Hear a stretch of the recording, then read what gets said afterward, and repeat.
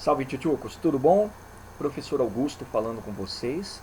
E nessa aula, tchutchucos, eu vou trabalhar o tema de história geral, mas a gente vai começar um outro período histórico. É o período da Idade Média ou história medieval. Então, vem comigo e escuta isso aqui. Falar da Idade Média, pessoal, é falar de uma época de transição. É a transição da Idade Antiga, a idade das civilizações que se comportaram como conquistadoras ou aquelas que tiveram relevância cultural até cosmopolita, e o período moderno, o período que a gente costuma brincar que é um período chamado de Era da Burguesia. Então, essa época de transição é uma época de muitos acontecimentos, sejam eles políticos, econômicos, culturais, sociais. Então eu vou usar o termo Idade Média como recurso didático, tá? Então vamos lá ao período em termos de duração. Tchutchucos, a Idade Média começou no século V e nesse século V o grande marco do início do período é a queda do Império Romano Ocidental, que a gente já trabalhou, fruto não só do enfraquecimento do Império Romano, mas também das invasões bárbaras. Lembraram? Ok, só que tomem cuidado. A queda do Império Romano, friso de novo, insisto, é no Ocidente. O que a parte oriental, ela sobrevive, ela continua, tá bom? E o marco final do período que a gente está tratando, tchutchucos, e vamos tratar durante várias aulas, é o século XV. E nesse século XV, a gente vai ter um grande acontecimento que coloca um ponto final nessa época, que é o fim do Império Bizantino. Império Bizantino esse que representava a manutenção da cultura helenística, representava a operacionalidade da religiosidade cristã no território oriental e, sobretudo, pessoal, o império de muita dinamicidade cultural e comercial. Vamos avançar mais um pouco? Tchutchucos, eu gosto muito de falar para vocês que a Idade Média é dinâmica e vou comprovar mais uma vez agora utilizando o recurso de cenários, tá? Eu quero que vocês pensem de uma forma um pouco maior.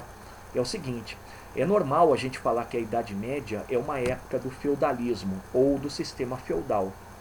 Ok, só que essa é uma realidade da Europa nesse momento, entendeu? Então o que vocês têm que compreender? Vocês têm que compreender que a Idade Média ela não fica restrita só à Europa, só ao Ocidente. Ela teve também o cenário oriental.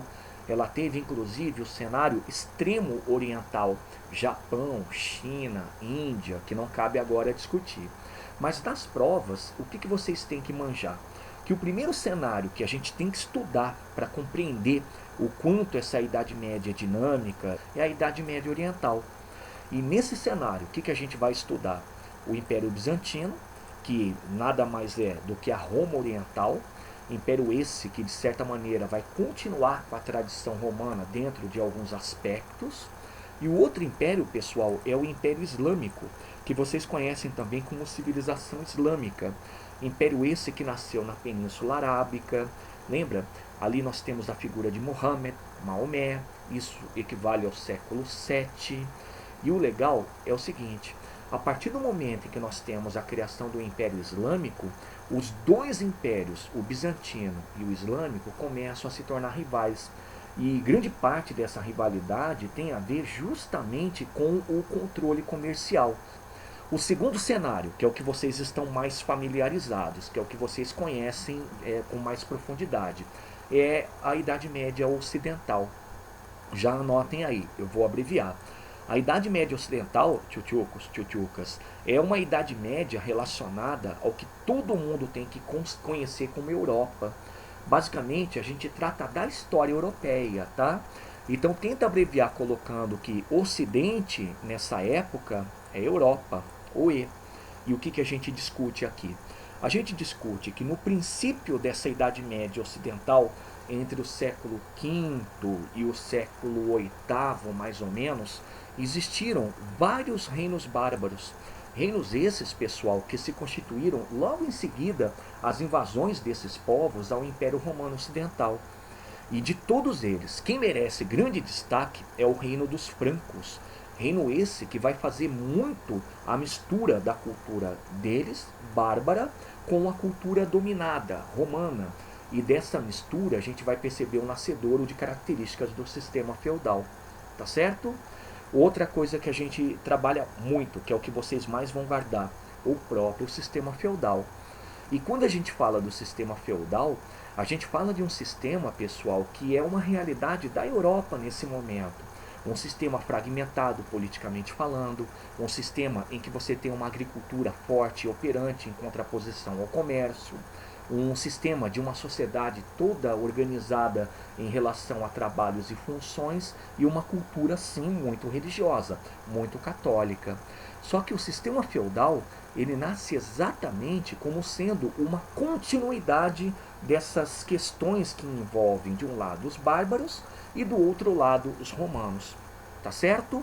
Então está apresentado aqui para vocês a Idade Média. Então, apresentada a Idade Média para vocês, tchutchucos, no capítulo 11 nós vamos trabalhar toda a Idade Média Ocidental. Tchutchucos, a gente trabalha a Idade Média Ocidental primeiro lembrando que isso aqui tem como cenário a Europa, tá? Mas ao mesmo tempo fica muito mais didático a gente trabalhar a Idade Média Ocidental de acordo com a subdivisão. Tivemos uma subdivisão chamada de Alta Idade Média, e a grande palavra-chave para vocês é que essa é a época do feudalismo, tanto a gestação como também o auge. E depois, pessoal, a segunda subfase, que é a Baixa Idade Média. E nessa Baixa Idade Média, o grande termo, a grande palavra-chave é pré-capitalismo, em que a gente estuda o seguinte: a decadência do feudalismo, e com essa decadência a formação de estruturas que levam até o que nós consideramos como capitalismo. E num segundo momento seria a crise geral, a crise que marca a ruína do sistema feudal e a supremacia desse novo sistema que está nascendo, que é o sistema capitalista. Entenderam? E aí, por termos de datas, vocês podem guardar o seguinte: a Alta Idade Média começou no século V, com as invasões bárbaras, lembram? As invasões feitas por povos germânicos ao Império Romano Ocidental, e se estende até mais ou menos o século XI, tudo bem? E em seguida, pessoal, na Baixa Idade Média, nós temos o período que começa no século XI. E por que o século XI, prof? Porque nesse século XI a gente começa a perceber uma série de fatores que levam à ruína do sistema feudal. Fatores esses que são ou políticos, e isso tem a ver com a formação das monarquias nacionais, é a centralização política. Nós temos fatores também ligados à conjuntura climática, as inversões climáticas que acontecem na Europa desse momento. E temos também um terceiro fator que mostra o que é a Baixa Idade Média, a decadência do sistema feudal, que é o crescimento demográfico, é de ordem social. A Baixa Idade Média, ela se estende até o século XV, ok? Tchutchucos, e tomem cuidado, porque quando a gente fala que se estende até o século XV, é muito fechado, né? É até o século XV na maior parte dos países europeus, na Europa Central, que é onde fundamentalmente teve sistema feudal. Então, esse termo muito fechado de falar que a Idade Média acabou no século XV é muito ilusório, tá? Mas a gente usa para recurso didático, porque nesse século XV a gente vai ter o princípio das grandes navegações, isso em grande parte por conta da queda de Constantinopla, outro também por conta de uma crise chamada crise de crescimento. E nesse século XV também a gente começa a perceber um fortalecimento das monarquias nacionais, monarquias que vão rompendo com aquela fragmentação típica do sistema feudal. Então o século XV é um século convencional. A gente convenciona, porque de forma didática a gente percebe que nesse momento o capitalismo começa a deslanchar e o sistema feudal cai. Tudo bem? Agora, o que a gente tem que guardar de cada subfase, pessoal? O que eu trouxe para vocês é um resumo. E nesse resumo vocês vão se orientar para entenderem o que foi toda a Idade Média Ocidental. Tá certo? Então vem para cá. Quanto à Alta Idade Média, que vai do século V até o século XI, a primeira coisa que a gente tem que guardar é que aqui acontece a formação dos reinos bárbaros. Já anotem, eles são reinos efêmeros, eles tiveram curta duração, mas a exceção fica por conta dos francos, que a gente ainda vai estudar. Segundo ponto que a gente estuda na Alta Idade Média é um período de decadência do comércio. A explicação mais importante para a decadência do comércio é o próprio costume dos bárbaros. Os bárbaros germânicos, eles não davam muito valor à atividade comercial. Então, pelo fato deles praticarem mais a agricultura em detrimento do comércio, a atividade comercial começa a entrar em declínio nesse momento. Porém, vamos fazer a ligação com a história da Idade Média Oriental. Existe uma outra explicação para a decadência do comércio na Europa, que é justamente a expansão islâmica que a gente trabalhou. Essa expansão islâmica, pessoal, ela foi muito interessante porque o que ela fez? Ela abraçou o Mediterrâneo, ela passou também a fazer pequenos ataques a litorais da região do sul da Itália ou do sul da França. Esses ataques eram chamados razzias, e com tudo isso forçou o maior isolamento da população europeia. E quando eu falo isolamento, eu falo da ruralização. Então a decadência do comércio, ela tem basicamente essas duas explicações, mas de forma geral é um marco da Alta Idade Média. Porque a partir desse momento vocês já vão compreendendo que o sistema feudal é um sistema agrário, é um sistema rural. Tá certo? Outra coisa que a gente guarda da Alta Idade Média é o período do fortalecimento dos poderes locais. Tchutchucos, e esse fortalecimento dos poderes locais tem tudo a ver com a formação dos reinos bárbaros. Com o tempo vocês vão entendendo, tá? Mas a priori, por que esses poderes locais se fortalecem? Os bárbaros, eles tinham um modelo de organização que era um modelo tribal. E nesse modelo tribal, mesmo que eles tivessem evoluído para um que hoje a gente pode falar que é quase uma monarquia, eles acreditavam muito numa coisa chamada de comitatus. E o que é o comitatus? O comitatus é a lealdade. Só que o comitatus ele só poderia existir mediante uma outra prática que é chamada beneficium. E o beneficium é a doação de terras. Então, quanto mais havia doação de terras, e essas doações eram feitas entre a elite bárbara, ou a elite de uma tribo bárbara, maior esse fortalecimento dos poderes locais. A coisa se acentua logo depois do fim do Reino Franco, tá? Então, nesse quesito de fortalecimento dos poderes locais, vocês já podem guardar o seguinte: é aqui que nascem os nobres, é aqui que nascem também os chamados senhores feudais. Então é aí que vocês vão compreender mais um elemento que faz parte do sistema feudal, tá certo? E por último, um grande destaque que a gente dá para esse período chamado de Alta Idade Média é a constituição da Igreja Católica e da cultura teocêntrica. Uma coisa até interessante a gente comentar. Quando os bárbaros invadiram a Europa lá no século V, né, invadiram o que era o Império Romano Ocidental, a Igreja Católica ela não ruiu. Essa instituição ela se manteve, até também pelo modelo de organização dela. Mas com o tempo, a própria Igreja Católica vai costurando alianças com alguns reinos, dentre os quais o que a gente tem que destacar é o Reino Franco, né? Então ela acaba sobrevivendo. E nessa sobrevivência, ela se torna a mais poderosa instituição desse momento. Também tem tudo a ver com o Reino Franco. Mas quando ela se torna essa instituição poderosa, ela também passa a difundir uma cultura totalmente ligada à religiosidade. Totalmente ligada, na acepção do termo, a Deus. É daí que vem a cultura teocêntrica. Então aqui você vai ter a língua oficial é a língua latina, com algumas variantes que são chamados dialetos, né? Você vai ter a autoridade máxima, religiosamente falando, e até com bastante poder político, que é o Papa. A religião suprema é o catolicismo, né? O cristianismo católico apostólico romano. Então essa cultura teocêntrica, ela se forma na Alta Idade Média justamente por conta dessa instituição que se fortalece, e se fortalece em grande parte por conta da aproximação com o Reino Franco. Beleza? Agora, pessoal, vai lá para a subdivisão da Baixa Idade Média. O que a gente tem que lembrar como o que foi a Baixa Idade Média? A Baixa Idade Média, fundamentalmente, é o período da falência do sistema feudal, né? E a gente tem que estudar, e vamos estudar, o movimento das cruzadas. E esse movimento cruzadista ele foi muito importante por dois aspectos.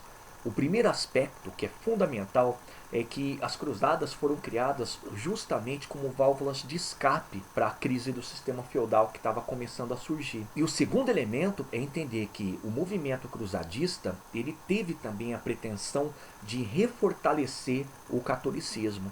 Tendo em vista que nessa época, tchutchucos, o catolicismo ele estava brigado com a igreja ortodoxa, a igreja do Império Bizantino, a igreja oriental, e também já sofrendo o que vai ser, e já estava muito lógico, a ameaça dos muçulmanos, os chamados infiéis.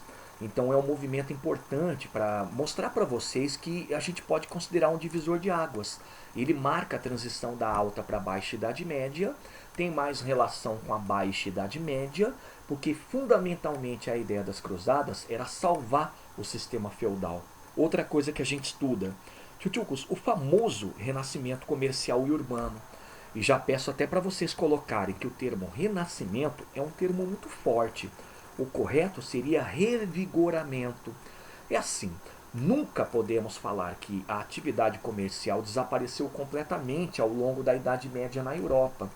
Na Alta Idade Média, o que aconteceu, por exemplo, foi uma diminuição, tá? Acompanhe aqui no gráfico, pessoal. A atividade comercial, conforme ela foi sendo pouco praticada por elementos relacionados não só à cultura bárbara, mas também a elementos externos, como o expansionismo islâmico, ele vai sendo menos praticado, mas ele não zera. Até porque, durante boa parte da Alta Idade Média, a atividade comercial era feita por trocas. Porém, quando você tem a decadência do sistema feudal e, de certa maneira, um movimento cruzadista que traz do Oriente produtos e traz também outras observações sobre atividades econômicas, o comércio começa a ser repraticado. Então, nisso a gente tem que perceber que o que aconteceu foi um revigoramento. O que rolou? Houve uma retomada das atividades comerciais como atividades essenciais. Tá certo?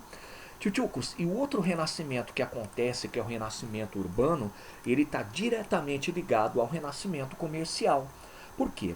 Porque as cidades, que também nunca desapareceram, elas só perderam importância na época da vigência do sistema feudal, ou Alta Idade Média, agora retomam esse posto de grande centro comercial, urbano, político, cultural, e tudo ligado ao comércio, porque eram nas cidades que os comerciantes procuravam se abrigar, até por conta da defesa, até por conta da presença de um mercado consumidor e também por conta do escoamento. Então a gente coloca também que o revigoramento é urbano, e percebam que esses dois renascimentos ou revigoramentos eles podem ser tratados de uma forma única, porque um é consequência do outro. Em continuidade, na Baixa Idade Média, como eu já disse, a gente também trabalha o fortalecimento do poder nacional. Isso é a centralização política, é o surgimento do que nós chamamos de estados nacionais.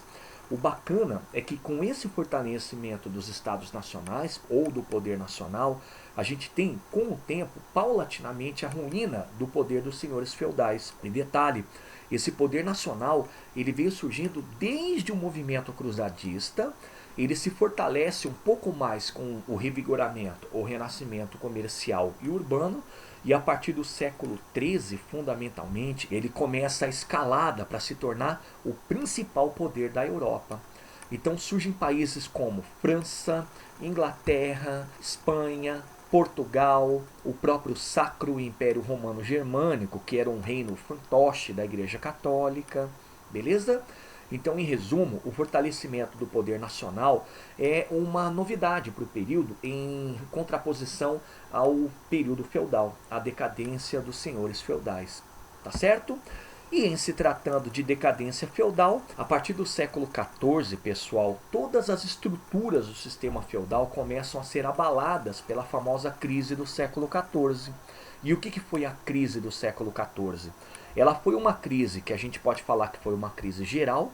Aí vocês vão lembrar da peste, da fome, da guerra, da morte, das revoltas. O sistema feudal ele começa a quebrar. A gente vai percebendo que é irreversível. O sistema feudal ele não é camaleônico, ele não consegue se ajustar às transformações que estavam acontecendo.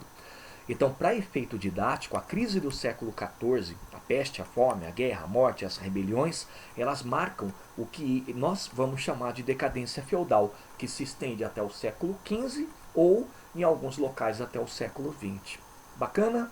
Estão apresentados? Então essa é a Idade Média Ocidental.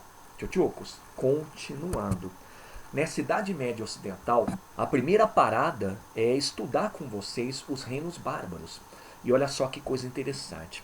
Primeiro, entender que bárbaro é um termo dado pelos romanos, assim como também pelos gregos, a todos aqueles que não falavam a língua deles. Mas, sobretudo, bárbaro passou também a ser um significativo de povo atrasado, de povo antiquado. E nessa época que a gente trabalha como o fim do Império Romano Ocidental, os bárbaros eram todos aqueles que agora estavam penetrando a partir de ataques nesse grande império. Tchutchucos, a grande parte desses povos era de origem germânica, tá? Então não é errado vocês encontrarem em provas o termo povos germânicos. Eles vieram da atual Alemanha da época, ou regiões próximas, e nesse momento eles passam a ser genéricos. É por isso que é comum falar que eles são bárbaros, porque vêm de uma mesma região. Vocês vão perceber que eles têm características muito comuns. Mas antes de eu começar a explicar cada um deles, eu quero que vocês olhem para isso aqui, ó. Esse mapa que eu trouxe para vocês, ele apresenta o contexto inicial da Idade Média, tá? Contexto inicial da Idade Média. No Oriente, a continuação do Império Romano, sob o nome de Império Bizantino, ou Império Romano do Oriente. E o Ocidente, que é o que nos interessa, pessoal, agora, com as invasões bárbaras, isso aqui, os reinos bárbaros. Tchutchucos, são vários reinos, tá? Isso demonstra que foram várias tribos germânicas ou bárbaras que entraram no Império Romano Ocidental e o conquistaram. Quem que a gente pode destacar? Os francos, que se localizavam no que hoje é a França. Os visigodos, que ficaram na Península Ibérica até a conquista dos muçulmanos, naquele período da expansão. Destacamos também os ostrogodos, que ficaram em boa parte no que é a Itália, em uma partezinha do que hoje é o sul da Germânia, até a expansão dos bizantinos. Outro povo que a gente destaca, os anglo-saxões, ou os anglos, que ocuparam o que hoje é o território da Grã-Bretanha. E para finalizar, não aparece aqui, mas eu vou mostrar mais ou menos onde eles ficam, os lombardos. Os lombardos que ficavam no que hoje é o norte da Itália. Galera, são vários, tá? A gente pode falar depois também dos vândalos, que ficavam no norte da África. Inclusive o nome vândalo, para quem quebra coisas públicas hoje, ou para quem danifica a propriedade privada, vem desse povo. Os suevos, que ficaram onde hoje é a região do norte da Espanha. Nós temos também os burgúndios. Só que os que eu destaquei, eles são fundamentais para explicar basicamente o seguinte. Apesar de eles terem uma mesma origem, que é a região da Germânia, que fica aqui, e se organizarem de forma muito semelhante, eles eram rivais. Não à toa, esses reinos eles foram de curta duração, eles foram efêmeros. E mais uma vez, de todos eles, o que se destacou foi o Reino Franco, o reino que a gente vai estudar na próxima aula e muito importante para a formação do sistema feudal. A gente vai trabalhar agora as características desses povos, que a gente pode falar que são características gerais. Quais são elas? A economia, a política, a sociedade, a religião e a justiça. Daqui vocês vão tirar o seguinte: sim, essa similaridade entre os povos germânicos, sim também o que dessas características vão ser elementos do sistema feudal. Vamos lá? Economicamente falando, pessoal, os germânicos ou bárbaros eram agropastoris. Tá legal? Então, de forma bem resumida, a gente fala que o que eles utilizavam como suporte econômico, como sobrevivência, era a agricultura e a domesticação de animais. Não à toa, eles desprezavam atividades comerciais, entendendo que elas não teriam sentido nenhum. Por quê? Porque todos eles, mais tarde eu vou acabar explicando, eram de organização tribal. Então a tribo, ela tinha uma organização voltada para si mesma. Tá certo? Política, pessoal. Os germânicos ou bárbaros, primeiro, guardem isso, eles não tinham noção de Estado. O Estado centralizado, como a gente conheceu lá na Roma Antiga, eles não conheciam, tá? eles mais tarde, quando evoluem para o que nós podemos chamar que são monarquias, estão tentando se aproximar dessa noção, mas eles nunca tiveram. Por quê? Porque desde sempre eles se organizavam de maneira tribal. E a gente sabe muito bem que quando a gente fala de tribos, o que, que a gente fala? A gente fala que são aparentados, são comandados geralmente por um mais velho, que em época de guerra assume a função de chefe militar, são submetidos a um conselho de guerreiros. O conselho de guerreiros ele seria o equivalente ao que a gente pode chamar de senado. Esse conselho ele reunia todos os representantes das famílias daquela tribo, ou geralmente os mais velhos. E para finalizar, uma coisa super interessante é que a política deles era assentada numa prática chamada beneficium, que é a doação de terras, e comitatus, que é a lealdade. Reparem o seguinte, o beneficium e o comitatus reforçam os laços que existem entre os componentes da tribo. Geralmente eram praticados o beneficium e o comitatus entre guerreiros, e nisso a gente tem também aquela questão de que a lealdade é muito mais importante quando se fala de conflito. Até porque quando você tem uma guerra, é no comitatus que você procura os seus apoios, que você procura os seus guerreiros. Tá bom? Então, resumindo, a política deles é uma política sem noção de Estado, é tribal, apoiado no conselho de guerreiros e tendo a prática do beneficium e comitatus. Joia? Sociedade, pessoal.